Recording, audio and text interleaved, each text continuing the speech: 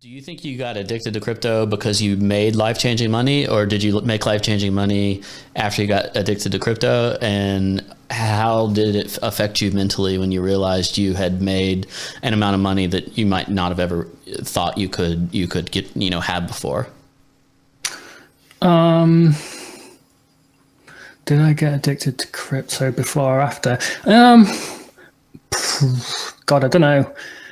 Probably, I think before, like, I did the full like rabbit hole thing while I just had like a small amount of Bitcoin, and Bitcoin was going up to like 1,000, and I was like a little bit all like in too deep and neglecting other things in my life, like my university course or my ex-girlfriend or whatever. Sorry, Laura. But like so I think before probably, but I don't know, like I get addicted to loads of stuff and then I get bored of it like 6 months later. So you're not crypto's like been a thing that's been in League of Legends. No, I suck at League of Legends. Like it's the exact opposite. I'm so bad at that. It's strange because I'm normally okay, above average at most things that I try if I really commit to them.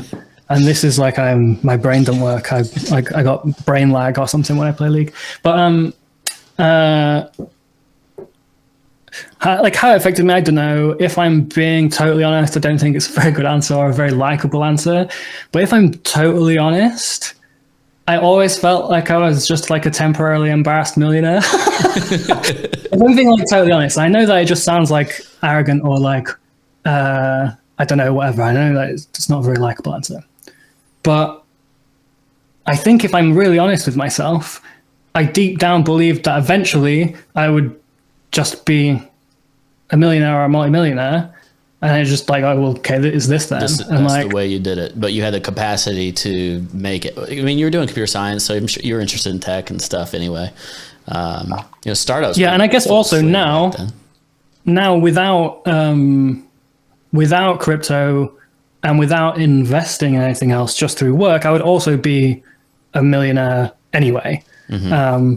Like other things I've worked on have like sold or been acquired or are worth enough so that I would be anyway. So like I think if I'm really being honest, that's how I felt. But I also think loads of people feel like that. I think it's quite common in the West to be born with around average intelligence, and the way media, entertainment, and society is set up sort of tells you that's what's going to happen to you. And then like the process of life, like is just slowly being introduced to the idea that might not be true. I genuinely think a lot of people feel like that. But the wag me attitude, or at least I'm going to make it, even if not everyone is. So, did you change anything significantly about your life? And I guess did that philosophy, that mentality, did that allow you to keep your financial assets like at risk and in crypto markets? Didn't really change anything about my life. Obviously, like you were in a different position to what you ever would have been. So like, it's really hard to say. It's really hard to answer because there's this like human, like fourth dimensional fork of yourself that's living a different life, and I'm being like, well, no, we're just basically the same. We had done the same stuff, and like, who fucking knows? Maybe that guy's like, no, we're not. So I don't know. I think the main difference is it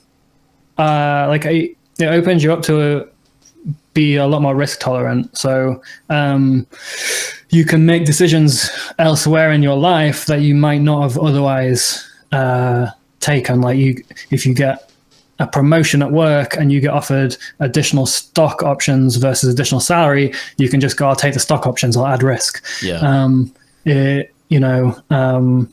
Like those kind of things. And then when you have that sort of solid base, I guess, and you feel comfortable, I think your personality becomes a little bit more yourself. Like the worst things about you are amplified and the best things about you are amplified because you don't feel like you have to be a certain type of person to gain approval or like fit in somewhere. It's like it doesn't matter actually so much if people don't like me for like who I am. That's actually okay because I don't need them to like me for anything. So I think that's probably a change, but I reckon that is like more noticeable in people that are very close to me or like my friends than anyone else. Yeah. So, you made some money, you increased your Bitcoin stack a lot, and then Bitcoin went to crap. Was there a part in that where you're like, oh, I got all this Bitcoin now that I made slinging some shitcoins? Did you call them shitcoins at the time? Just altcoins, I think. Altcoins back then. But you've increased your Bitcoin. Bitcoin goes to like $180 or something. Did you think there was a chance that like it just still dies, the failed experiment, or were you pretty comfortable at that time thinking that there was another leg, another repeat of something that looked like the 2013 cycle? So in that bear market, I tried to outpace the drop of Bitcoin versus the dollar by increasing my Bitcoin. So by trading maintain your US dollar stack.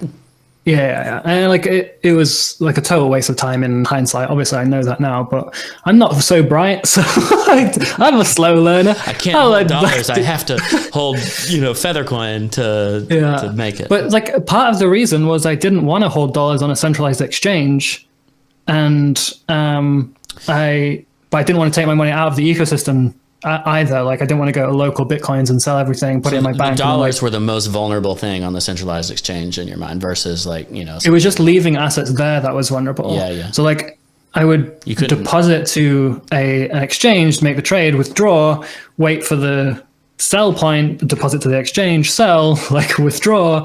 There's no stable coin. Yeah, like there was no stable coin. Like you could maybe have dollars on some exchanges, like with a certain amount of confidence that you'd be okay. But like I always had none. And like Bitfinex was one of the exchanges I would use the most back then. I don't use it at all anymore. But back then it was one of the ones I would use quite a lot. And because I took this approach, like I was using the exchange when they lost their entire customer funds through the hack, but I wasn't affected by it because I like was holding crypto, like not on the exchange, thankfully. So like I was trying to keep a USD by like increasing Bitcoin basically, and that was kind of possible back then because like altcoins were not as correlated to Bitcoin, although in hindsight there was actually just a slow death. Like stuff would like pump like 1.5x instead of 100x, and it would immediately die, go to zero. So I tried to do that, but I think it was just a waste of time. UpOnly.